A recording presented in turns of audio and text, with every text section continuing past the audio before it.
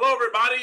Welcome to this special interview we're going to have today on the Luland Eagle Sports broadcast. Uh, Today, we're going to have Dennis De La Peña from Fox 7 in Austin. I'm sure a lot of you folks around here recognize Dennis. Does a great job on the sports there in Austin for the Fox 7 station. And Dennis, that's kind of where I wanted to start is I know you've been there for quite a while. I was thinking about it yesterday when you and I had talked on the X. And Mhm. I know that you and Mr. Shields in the weather department, y'all, I guess, are kind of going neck and neck as who's been at Fox 7 the longest. So, who has been there the longest? Have you been there longer than Zach, or has It Zach it been it longer than it you? it's funny you say that, Eric. We were kind of in the same recruiting class, I like to put it. We came in. We were. I don't know what kind of stars we had by our names, but yeah, we were on that in that same kind of cluster, and so I I wouldn't bet my life either way who got here first. But yeah, we're pretty much we're twins, man. And Yeah, yes, sir.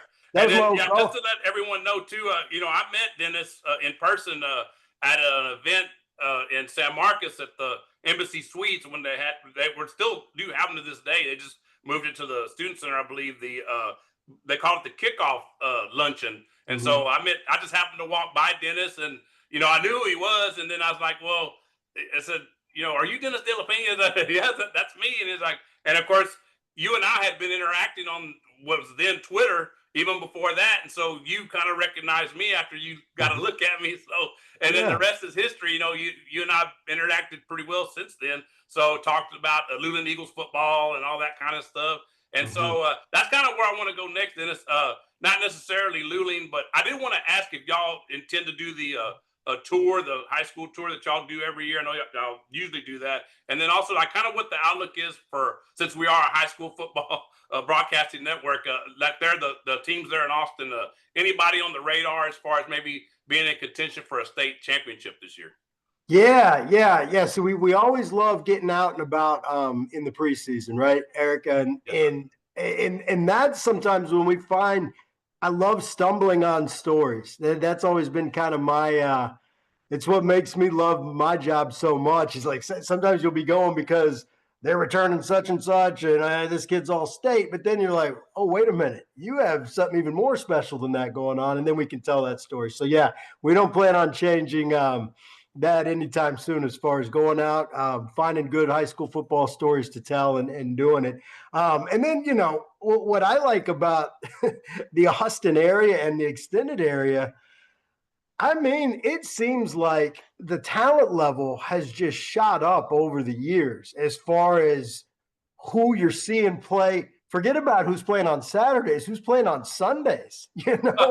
Yes, It, sir, it, for sure. it used to be like, it seems like when I first got here, I got here in 99 and I was the weekend sportscaster at Fox. And I mean, it was like, okay, Drew Brees is in the league now. And that was kind of like, we're really just have all our focus on it. Now you can't turn on a football game without seeing someone from the Austin area, whether it's Baker, get Garrett Wilson, just whoever doing, and not only playing on Sundays, but doing big things. So that just across the board, the talent level has really increased.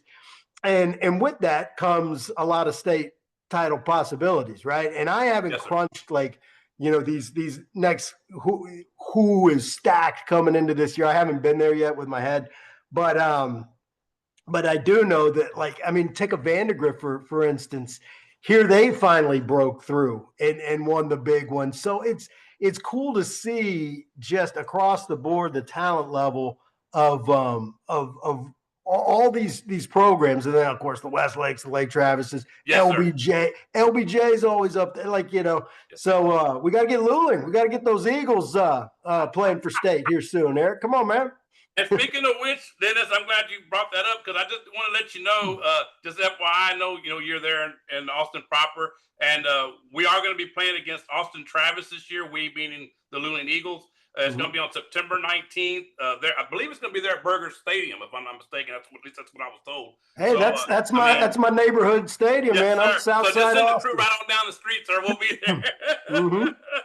Hey, you kind of led me into my next thing too, Dennis. You mentioned Saturdays and Sundays. Well, let's start with Saturdays. And of course, the big news. I know I saw your interview with Dr. Kelly Danfus and then Mhm. Don Coryell there at Texas State. Texas State, of course, going officially now going to the Pac-12, and just talk about that move. I mean, we're all excited. You and I had discussed it on the X. How excited that we are. Both of us, I guess. I'm a media person too. I write for the Mhm. Luling paper here, do a weekly article, sports article. So I mean, we're all excited about the move. And then, of course, I know there's some people that are skeptical as far as like the time, like playing, Pac-12 after dark, so to speak, and that kind of thing. But just talk about the move overall and what it means for the Texas State University.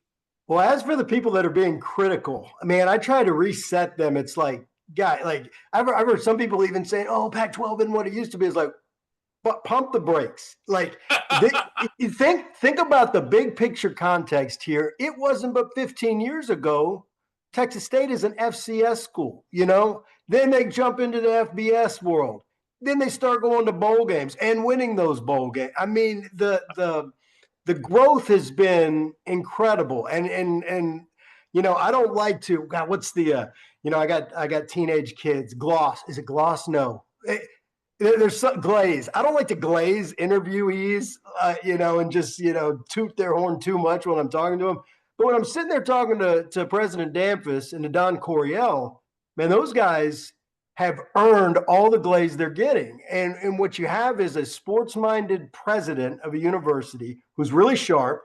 You have an AD in Don Coryell who's really sharp. They're visionaries, but they also execute those visions. And then you have GJ Kinney here, who, I mean, that's what makes these athletic programs pop.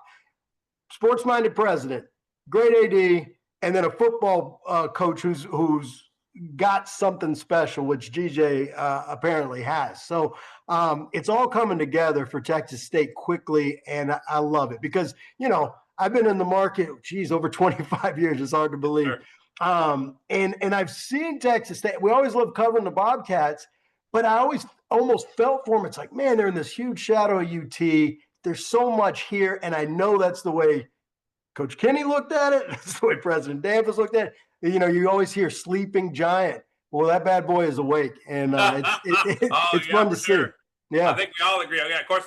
I know you well know, and of course, I'm friends with him too. A super fan of Tom Madden. He interacts with Mm-hmm. you quite a bit as well on the X. And he's active on all social media for that matter. But good man there, Tom Madden. You So know what I like, Eric, is you mentioned Tom. So Twitter, I have a love-hate relationship with all the social media because sometimes I see how it can divide, our society a little bit and all that. yes, sir. But that you and our relationship and Tom Madden, like I have yet to actually shake Tom's hand and meet him. But I feel like I know him pretty well by now because you interact. So it's just saying, obviously I've seen you, met you, but Yes, I sir. love that we've been able to keep a relationship going. Yes, sir, for sure. And then just the social media, a lot of people like you just mentioned this talk about the bad of it, but in our case, and in the case of you and Tom Madden as well, it's good. I mean, it's not always bad. Most That's of right. it's bad that people look at it that way, but like I said, it's worked pretty good for us. And so I got a Yeah. feeling you might get to meet Tom on Monday. The press conference on Monday for the Pac-12 to welcome Texas State to the Pac-12, make everything, I guess, officially official. Yeah. I'm sure he'll be there. So I'm hoping I can be there. I'll have to see. I'll see what I can do about my day job, but I'm Well, got to make it. Yeah. yeah. Did you see they moved the time on Yes, it? sir. That I kind of did see that that. took me out of the equation. I like the 11 a.m. because then I get to be out and Right. then get Yes, back sir. for the 5 o'clock show. Once I saw 4 o'clock, it's like Yeah, bummer, I know. because I wanted to go shake President Danfus's hand too because again, I feel like I know him at this point, but I'd like to actually meet him because Yeah, I just speaking of, I'm sure that if you're not going to be there, I imagine I know a couple people that will be there, and that's of course, well, maybe three. I'm not sure who you're going to send, but Cliff Thornton, works there in yep. the sports department, and then also John Hyde, the Texas State legend. Don't let him tell you Oh, otherwise. I was going to let you say it first, man. But if you didn't, I was going to have to because he'll get a hold of this somehow. And if that didn't come up, Yeah, and then of course, I want to mention too. I've been interacting with him in a lot of press conferences. Joe Salazar, your oh, wonderful he's camera great. person there. Yep. Yeah, I mean, he's a wonderful guy. I just want to tell you right here in this interview that I mean, He's great. He's real great. He's always been real friendly to me when we've been there at Texas State at the pressers. Because I don't really get to make the ones at UT. UT's a little more strict than Texas State is on the pressers, but Yeah. I've been able to go there, and like I said, Joe's been there quite a bit, and he and I have interacted. He knows I live here and that kind of thing, and so it's just great. I mean, he's a really great guy. So I did want to make sure I express that to you when I talk to you today. I'll be sure to pass it on. No, I'm blessed to work. We have a 4-man sports team, which already is a blessing because a lot of TV stations are down to 3. And then all 4 are lifers. We're all Fox 7 lifers, been there 20 plus years. We're all good buddies and just, surrounded by good people. It's a good way to make a living, right? Yes, sir. For sure. Yeah. And then, of course, also UT, you're there in the heart of all of that on the 40 acres. And Archmania, I think that's not a secret about Arch Manning taking over as QB1. Who's this Arch guy you're talking about? I'm not familiar. So that's kind of the outlook, Dennis, on that. I mean, do you think this is a year that can they put it all together and get, instead of being a play or 2 away, get over the hump and then actually win the national championship? Yeah, Eric, I think it was funny. I used a little interview from Urban Meyer just the other day on one of our shows because he's a Fox college football analyst, and he was kind of asked about Sark and of course, right out of the gate, anytime you talk about Sark, offensive mind, offensive genius, all of it, comes up. And he's like, okay, I'll get the obvious out of the way. But where he went was, it takes more than just an offensive genius to win a national title. You got to have the defense. You got to have ball security, and he's like, but what I'm seeing with Sark is he has grown into that job and continues to grow. I tell you, Sark, and I've said this before because I don't want to act like when he was hired, everybody knew this was coming, including me. I was just like, oh, but, it was like kind of one of those, well, we'll see. My goodness. I don't think you could have, as I've watched the way he runs a program at this great time for Texas. I mean, UT, we're talking about Texas State being a sleeping giant. UT, in a lot of the nation's eyes, was this underachieving for what it had resource-wise, was an underachieving athletic department. And there was some dry times, after the Mac Brown era. And, you had the Mac, Augie, Rick Barnes, man, that was that triumvirate. And then it got kind of stale and dry. And man, it is back. Chris O'Connor's got it going. But to answer your question, yes, this football team, to Urban Meyer's point, and I think it's any football fan's point, you're going to have the offense. I'm never, ever going to worry about when people talk about, oh my gosh, this recruit, this guy didn't sign. He's like, we're good. Sark has proven he's going to lock down that recruiting class. Sark has proven the skill positions are going to pour in. People want to play in his. To me, it was like, let's get that defense to catch up. The defense is not only caught up, that's going to be what leads this team. And we're talking about all these preseason All-American lists. They're on the defensive side of the ball. Anthony Hill, Colin Simmons, Michael Tapp, our Westlake alum. So that unit, it will arguably be the best defense in the nation. And then you have, by the way, that Arch kid you talked about running. It's so fun. I can't wait to see him grow as a college quarterback. And it's not going to be perfect right out of the gate. But, man, he's got so much potential. And he's going to have the skills to throw it to. Yeah. Oh, yeah, for sure. And then, last year, we had some surprise teams. I'm thinking the SMU and Arizona State out of the Big 12. And do you kind of see anybody this year, maybe being this year's SMU or this year's Arizona State, that nobody right now is really, they're kind of low on the radar, so to speak, but maybe they could come up and make some noise and maybe make it to the college football playoff? Yeah, I don't think it's the sleeper you want because it's almost a blue blood basically. But I know Penn State's been kind of lying in the weeds there and has always underachieved as far as they get it done against who they're supposed to be, which is good. But Coach Franklin and company just haven't gotten it done at that highest level, and so this might be their time in a way. As far as dark horses go, I need to look a little bit more to see what I think Texas State. Yes, sir, maybe. They were getting a lot of love going into last year, and I felt for them because it kind of worked against them. The expectations were through the roof. People were talking about them in the CFP, and then when it didn't happen, all of a sudden it's a letdown. It's like easy. It takes a little bit to put this thing together at this level. Trip to Dallas for a bowl game. Yeah, go to a bowl game. I'm happy. But that's just me personally. But anyway. Yeah. But to your question, Eric, in the bigger picture, it's almost, for me, it's harder to pick dark horses now with NIL being what it is and the transfer portal all combining. It really is a rich get richer situation for college football, and strong get stronger. So it's real easy to see the favorites and how they're going to be. They're going to be stacked. It's a little harder for me to know which of these smaller teams that don't have those kind of resources are going to rise. But that's what makes it fun, right? I mean, yes, it was good to see Boise get in, but I don't think Ashton Genty's walking back from Vegas. No, sir, I don't believe so. I think he's happy in Las Vegas. Yep.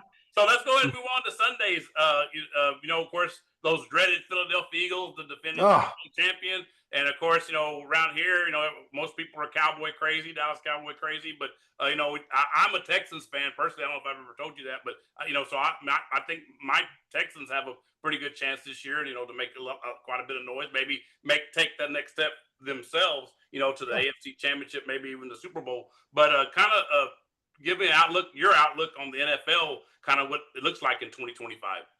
Well, with our station, it always starts and ends with the Cowboys. We talk Cowboys all the time. We show the Cowboys. We're an NFC network, and then the Cowboys are they still America's team? Maybe. Jerry Jones is trying his best to run some fans off, right? But I do like the offseason that they had, and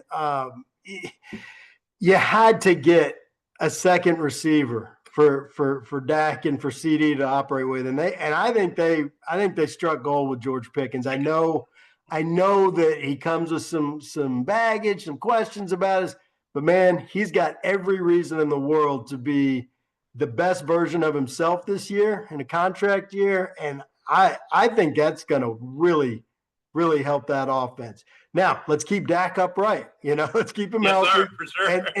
And the line. Nobody ever likes talking about the line. Going into last year, I wasn't liking it as much as now, because now you're starting to, they've been stacking, they've been going at it the right way in the draft. I mean, they keep picking first rounders named Tyler, right? To stack. I think that makes it easier in practice or something, But those guys grow and develop, and then all of a sudden you look around and it's like, hey, we're stout again. Because you and I know the Cowboy teams that we got to keep turning back the clock. Is it 30 years? Those great Cowboy teams, man, that offensive line, that was one of my favorite conversations ever, talking to John Madden, the late, great John Madden, about that Cowboys offensive line. That was just, it made everything work. And then Emmett, of course, running behind it, and Troy, and but they had an embarrassment of riches. They were well coached, and they stacked Super Bowl titles. This team, I'm not saying they're there, but they're at least starting to show some signs that it's like, hey, because I did not like where the Cowboys were going into last season. I think they're pointing in the right direction. We'll see how shoddy, as Jerry Jones likes to call Brian Schottenheimer, can put them together, because he seems to be bringing like a college vibe almost to the practices. I've noticed he's different than Mike McCarthy. So we'll see if that helps. Your Texans, I've been on board. I was raised a Cowboys fan. I got mad when my family, so picture me, I was a child of the 70s. A guy named Earl Campbell comes out of Texas, Heisman winner, and he just drove a wedge in our NFL watching family. All my dad, my uncles, they start watching the Oilers. Like, wait a minute, I thought we were a Cowboys family. Love Earl Campbell, by the way. Probably one of the, mention Earl because I'm pretty good friends, and I know you. I believe you know him. Tyler, Earl's son Tyler, has a radio show there on 102.7 there in Austin, and so I still listen for it. Of course, the now defunct Horn for that, and so but great, wonderful people. Man, you could tell Tyler, I don't know him well, but you could tell because Earl is probably one of the best human beings you'll ever meet. Right. But so even though they drove this stake into my heart with my family, I've been able to come back and actually be a little less biased as a sportscaster. I love what they're doing. I posed the question, I guess it was last year or 2 years ago. It was like, they're taking the title as the best NFL team in Texas. They're doing it the right way. God, their GM just continues to make. He's not quite Howie Roseman at Philadelphia, but he's not too far behind as far as Right. pushing the right buttons and making it happen. You get a CJ Stroud, which changes all the calculus in the NFL. When you can have a rookie quarterback come in and do what he did. And I know people said he fell off a little bit. Hey, he was running for his life last year. I think they're going to. Yeah, they're going to. Yes, sir. Yeah, absolutely, I would agree with that. Yeah, and they took some big injuries. So I think they're. I mean, pencil them in for the division, right? Because that's absolutely. Tennessee, I don't think. They got a lot of rookies in the division. Got Travis Hunter in Jacksonville, and then of course the kid there in Tennessee that's going to be the quarterback. And then let's see, who am I missing? Indianapolis. So you're definitely right. I would agree with you there. And I don't see how with the momentum they're building and like you said, the moves they made, they couldn't win the division. At least, I mean, now beyond that, now with this change in the format in the playoffs, how it's just going to be 1 through 7. It doesn't matter if you win. I guess if you win your division, I'm not going to be one of the top 4 seeds anymore. So. We'll see how that kind of works out. Yeah. The only thing that worries me, Eric, with the Texans is 3 words: Chiefs, Bills, Ravens. Yeah, I mean, exactly. that AFC is stacked, Yes, sir. Stacked is with a capital S. Yeah, right. Yeah. So I want to move on to the MLB. The Houston Astros, surprising. I mean, I'll say they're surprising me for sure because, I'm an Astros fan and, I could see them doing well. I mean, I didn't think, of course, you lose Kyle Tucker, you lose Ryan Presley, to the Chicago Cubs, which they're another one of they're my National League team actually. So, yeah. But anyway, they're rolling along. Jeremy Peña just went out on the IL with some fractured ribs, but I mean, doesn't seem to be phasing. It's just kind of one part goes out and you just put the other one in, and and you just keep on going. Yeah, I'm with you. I've been pleasantly surprised in the small picture that, I mean, here Yordan Alvarez has been out for 2 months, yet they were one of the best teams in June. And I mean, I think I haven't looked at the paper today. Hey, you remember that where you fold out the paper and look at the box? I do remember. I haven't looked at the standings today, but yeah, I think they're up 6 or 7 in the AL West, and so they're getting it done without Yordan. Now Peña's on that 10-day. So in the small picture, I'm pleasantly surprised. In the big picture, I'm really pleasantly surprised because that franchise, I should know this by heart by now. I think it was 7 straight ALCSs. That is sustained excellence that you just don't see in pro sports. Yes, that's crazy. So then it's like, for somebody that covers sports, it's like, all right, here comes the decline, because you can't sustain that without, you mortgage the future. There are levers you can pull in pro sports, and you sell out. And now here comes the dark times.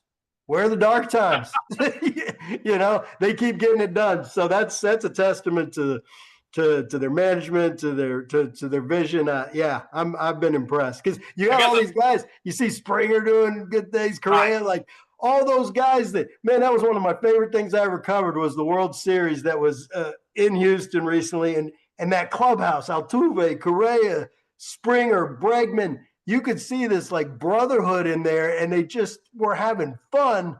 And they were all just ballers, right? I mean, getting it done at such a high level. You knew that wasn't going to last, and here they are all spread out around the MLB, but the Stros keep getting it done. Yes, sir. So let me go ahead and we'll go on now to MLS. I know y'all cover Austin FC there as well there in Austin. They're doing pretty well, but I will say that, I do cover them here, in my weekly article. And I think John might have mentioned it in one of his recent sportscasts.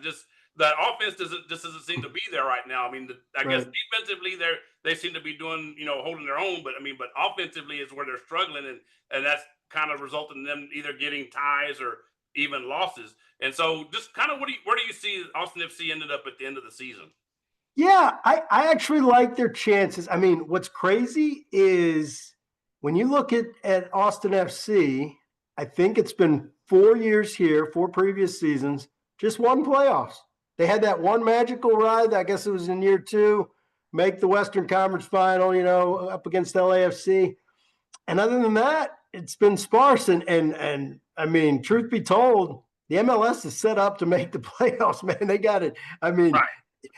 8 and 9 get a play-in game. Like it's like you better be that should be not the goal, but that should be the start of what your goals are for the season. I think that it got dry there for a while. There was that boy, they went a long drought of not winning games and not scoring. We always joke about it. You want to score the goal in soccer because sometimes one zip will get it done. They're having a hard time with it now. Yes, I sir. do like that they finally put some money up there. Like I almost felt for Josh Wolf because for the longest they were trying to get it done with one of the cheapest budgets in MLS. Like they just and when you miss on your designated players, like the DPs are the ones that they don't affect the cap. You can pay them what you want, aka Leo Messi. Right. But you can't miss. And Yes. for those first 4 years, Austin FC was missing sometimes on their DPs. And even Sebastian Driussi, who was like played at an MVP level 1 year, then after that, Yeah. not so much. Yes, sir. But he also wasn't surrounded by a lot. I like that they're adding pieces. You get a Brandon Vasquez. He's an MLS All-Star this year, along with Stuver. Nico kind of appointed him, but he's earned it. He's playing well. I think as this group continues to figure each other out, they're going to get better. I think the MLS is very forgiving as far as you can ebb and flow and still make the playoffs. So what my hope is for them is that they continue to grow together under this first-year head coach with a lot of new pieces. And then you get to the playoffs, just get in, and maybe you're playing your best soccer at the end of it. Yes, sir. Absolutely. That's all that matters in any sport. Mm-hmm. I mean, I think you and I can both agree on that. You just got to find your way in. And Yep. I interviewed Matt Stepp. I should have mentioned this earlier when we talked to high school. About a month ago, maybe a couple of weeks ago, with Dave Campbell, Texas football. And that's one thing he said about the Luling Eagles. He said I could see them sneaking in as the fourth spot in that district that we're in. And he's like, well, and then like he said, once you get in there, then you control your own destiny. You can just you pretty much write your ticket from that point on. So That's I'll it. let you go with this one, Dennis. You mentioned that you've been there at Fox 7 for quite a few years. I won't repeat the number that you said, but what would you say that is your most favorite? Because you kind of mentioned you covered the World Series about I think 3 years ago, 2022. What would you say? I know you've covered a lot of events over your tenure. What would you say was your most favorite one? Oh, that's a great question, Eric. A lot of good football games. I unfortunately missed out on that because the go-to for most older sports guys in Austin is Vince Young beating USC, Rose Bowl, national title. I wasn't at that game because that's when our Dave Cody had been here forever, and so he was covering for us. I was back here at the shop holding it down. So that would have been. I've seen so many great football games though, but interestingly enough, I think the one that jumps to me, I played basketball in high school, so I always loved covering Longhorn hoop. And to watch when TJ Ford came into the program, this is, what are we, 20 years ago? 20, and elevated UT basketball to such a level to where they're in the Alamo Dome playing for a spot to get to the Final Four. And that Alamo Dome was filled with Longhorn fans. It felt like a football game. They obviously cut it in half, but half the Alamo Dome is it's a football crowd. Not a few, yes, sir. And it was burnt orange, and they got it done, and they go into their first modern day Final Four. And I always will remember that.